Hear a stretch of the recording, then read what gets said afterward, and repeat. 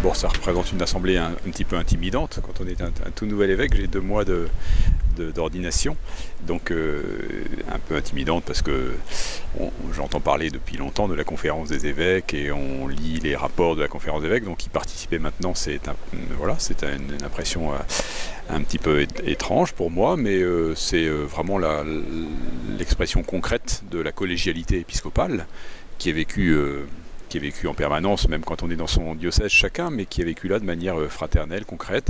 Alors, vous voyez, c'est la première matinée, hein, donc c'est vraiment tout nouveau et tout beau. Ceci dit, je trouve en effet tout beau au sens où les échanges ce matin m'ont semblé d'une belle qualité, une vraie écoute, des avis divergents qui s'expriment, mais dans le respect. Et voilà, donc j'ai pour l'instant une impression très belle du travail collégial dans la conférence d'évêques. Et puis, c'est peut-être un peu un détail, mais le fait que participent à cette conférence aussi des évêques de pays voisins qui sont invités, ça marque que nous ne sommes pas une église nationale, et que nous appartenons à l'Église universelle et que cette collégialité, si elle s'exprime à ce niveau national, elle est plus large encore, et donc nos cœurs sont appelés à s'ouvrir toujours plus.